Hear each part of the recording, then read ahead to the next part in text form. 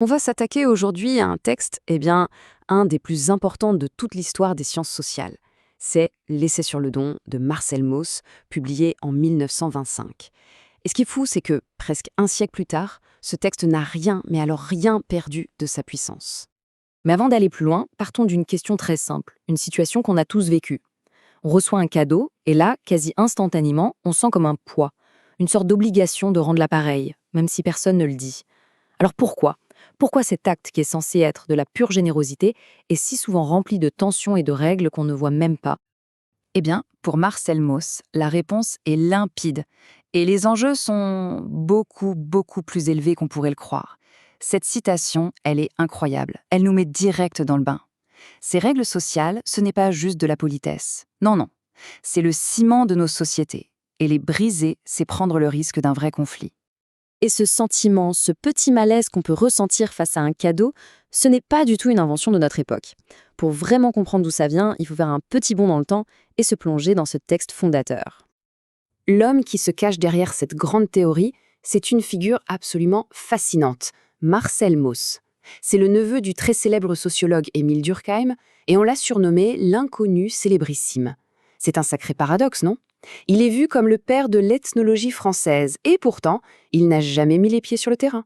C'était un anthropologue de bureau, un anthropologue en musée, qui, depuis son fauteuil, a exploré toutes les cultures du monde. Et donc, son essai sur le don, qui sort en 1925, il est décrit par un autre grand nom, Claude Lévi-Strauss, comme des pages désordonnées, un peu comme un brouillon en fait. Mais attention, derrière ce désordre apparent, ce texte est une véritable révolution. Il a tout simplement percé le mystère de l'échange de cadeaux, un truc qui structure les sociétés humaines depuis la nuit des temps. Et voilà, on est au cœur du réacteur, la thèse centrale de Mauss. Pour lui, le don, ce n'est pas juste un acte isolé et volontaire, c'est un mécanisme social fondamental, et il repose sur ce qu'il appelle la triple obligation. D'abord, il a l'obligation de donner pour initier le lien social. Ensuite, l'obligation de recevoir, parce que refuser, c'est rompre ce lien. Et enfin, et c'est peut-être la plus importante, l'obligation de rendre, pour que le cycle continue, pour que la société tienne debout. Et attention, ne pas jouer le jeu de ce cycle, ça peut avoir des conséquences terribles. Refuser un cadeau, c'est rejeter une alliance. C'est presque un acte de guerre, comme il le disait. Et ne pas rendre un cadeau qu'on a reçu, c'est s'avouer inférieur. C'est perdre son honneur, son statut, sa face, pour toujours. Dans certaines des sociétés que Mauss a étudiées, la sanction pouvait même aller jusqu'à l'esclavage pour dette. C'est dire si c'est sérieux. Mais alors, pourquoi cette obligation de rendre est-elle si forte? Mauss y trouve une piste d'explication un peu mystique chez les Maoris de Nouvelle-Zélande, le ao. Le ao, c'est l'esprit de la chose donnée. C'est l'idée qu'une partie de l'âme de celui qui donne reste dans l'objet. Et cet esprit, il veut rentrer à la maison, il cherche à retourner à son propriétaire d'origine. C'est ça qui force celui qui a reçu le cadeau à rendre quelque chose en retour pour que l'équilibre soit rétabli. Donc on commence à le voir, pour Mauss, un don, ce n'est jamais une simple transaction économique. C'est un phénomène bien plus large, bien plus profond, qui engage la société tout entière et qui nous en dit long sur comment elle fonctionne. Et c'est là que Mauss sort son concept le plus célèbre, le fait social total. Qu'est-ce que c'est? C'est un type d'événement, un moment, où toutes les institutions d'une société, la politique, la religion, le droit, l'économie, s'expriment en même temps. Et le don, pour lui, c'est l'exemple parfait. C'est économique, bien sûr, mais c'est aussi politique, juridique, religieux, personnel. Et si on cherche l'illustration la plus folle, la plus spectaculaire de ce fait social total, il faut aller voir du côté du potlatch. C'est une cérémonie incroyable pratiquée par les peuples autochtones de la côte nord-ouest du Pacifique, comme les Kwakiutl par exemple. Le potlatch, c'est un jeu de dons et de contre-dons, d'une violence symbolique absolument inouïe. Imaginez, un chef invite ses rivaux et leur offre, mais aussi détruit devant eux, des quantités astronomiques de richesses, des couvertures, des canoës, du cuivre. Le but, humilier, écraser son rival, qui sera obligé de rendre un potlatch encore plus grandiose, sinon il perd son honneur. C'est à la fois un acte de générosité extrême et un acte d'agression. C'est politique, économique, social, tout en un. Ça, c'est le fait social total dans toute sa splendeur. Alors, cette vision de l'humanité qui est motivée par l'honneur, le prestige, le lien social, elle vient percuter de plein fouet le modèle qui domine nos sociétés modernes, Et voilà le point crucial, ce contraste saisissant. D'un côté, on a l'homo economicus, l'être parfaitement rationnel, calculateur, qui ne cherche que son profit individuel.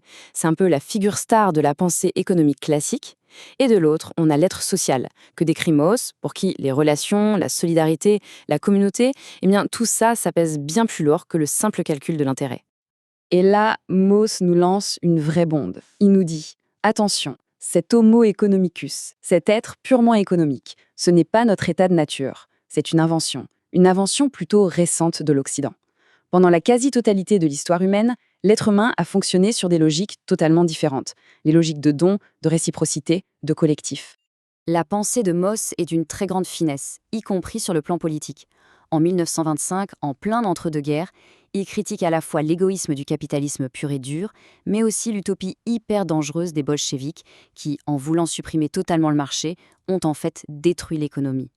Pour Mauss, le marché a sa place, mais il ne doit pas tout envahir.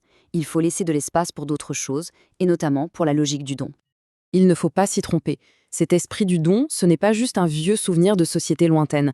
Il est bien vivant, ici et maintenant, au cœur même de nos institutions les plus modernes. Regardons la sécurité sociale, par exemple. Qu'est-ce que c'est au fond, sinon un gigantesque système de dons et de contre-dons, où la collectivité donne à ses membres pour les protéger des aléas de la vie? Pareil pour les mouvements coopératifs, l'économie sociale et solidaire. Tout ça puise dans cette idée de solidarité, d'obligation mutuelle, qui est bien loin de la simple logique du profit. Finalement, la conclusion de Mauss, c'est un appel très fort. Pour lui, il faut qu'on retrouve ce qui est le socle de toute vie sociale.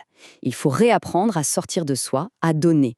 Un don qui est paradoxal. Il est à la fois libre dans son intention, mais obligatoire dans sa fonction sociale.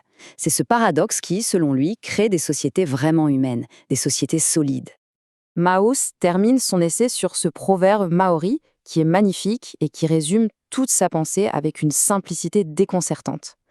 L'équilibre entre donner et recevoir, ce n'est pas qu'une question de morale, c'est le secret d'une société qui fonctionne bien. Et c'est la question que ce texte, qui a presque 100 ans, nous renvoie en pleine figure aujourd'hui. Dans notre monde, qui est souvent dominé par la recherche de l'intérêt individuel, que se passerait-il si on redonnait une place centrale à la logique du don, à la réciprocité, à l'alliance? La question, elle reste ouverte. Voilà, c'était notre exploration de l'essai sur le don.